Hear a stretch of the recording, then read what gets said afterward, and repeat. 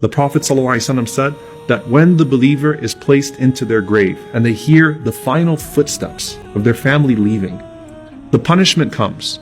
And as the punishment comes from above, your prayer stands up and it puts its hand up and says, "Ma qibali madkhal." You will not pass through me. So the prayer guards your head. And then the punishment comes to you from your right side. And the Prophet ﷺ said, your siyam, your fasting rises and stands guard and says, "Ma qibali madkhal." You will not pass through me. And then to his left, his zakah stands and says, "Ma qibali madkhal." You will not pass through me. And then at his feet, his sadaqah and sila, his goodness towards his family and then his community, his voluntary charity, his truthfulness, his honesty, all of those things stand guard at the bottom and say, "Ma qibali madkhal." You will not pass through me. And then it's said to him, "Sit up." And he sits up. The Prophet ﷺ said that the sun is made to appear to him as if it's about to set. It's almost Maghrib. It's about to be Maghrib. So the believer is accustomed to what? You're accustomed to Salah. You're accustomed to prayer. And if you wake up at an odd time, sort of disoriented, the first thing you worry about is, did I miss my prayer? So this person says, "Let me pray." And the angels say, "You'll get to that, but first you have to answer our questions. Man Rabbuk? Who is your Lord? Ma dinuk? What is your religion? Man Nabiyuk? Who is your prophet?" Now the only way you're going to be able to answer who your Lord is if you used to worship Him. And the only way you're going to be able to answer what your religion is if you actually used to practice it.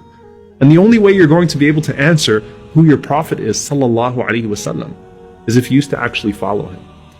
And if you answer right, a voice cries out from the heavens and says, "Sadaqa abdi, my slave has spoken the truth."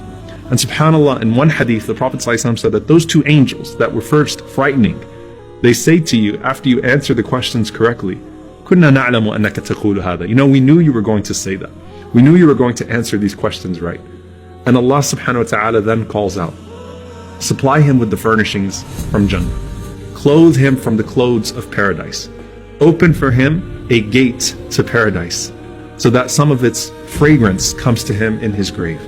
And then his grave is expanded for him as far as his eye can see. And then at that point, you are laying in the clothes of Jannah, with a window to Jannah.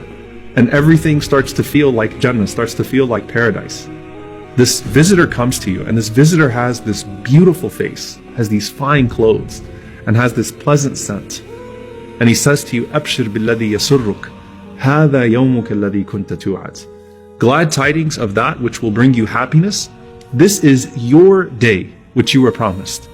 And so the deceased says, "Man ant? Who are you? فَوَجْهُكَ الْوَجْهِ يَجِئُ بِالْخَيْرِ." That face of yours is only going to be a face that brings good news. And that person responds to you and says, "Ana amaluka salih." I am your good deeds. Now subhanAllah, imagine what your good deeds look like, all in one person. The beauty of that, bi'idhnillahi ta'ala, if you actually used to act upon that guidance from Allah. What does your Qur'an, your prayer, your fasting, your charity all look like in the form of one person saying to you, "I am your good deeds, and I'm here to give you good news." First, your good deeds guarded you from your punishment, right? First, they stood guard all around you. And now, here they are bringing you good news. And from here on out, they're personified, and they're going to be your greatest source of benefit, and they're going to be your greatest source of good company.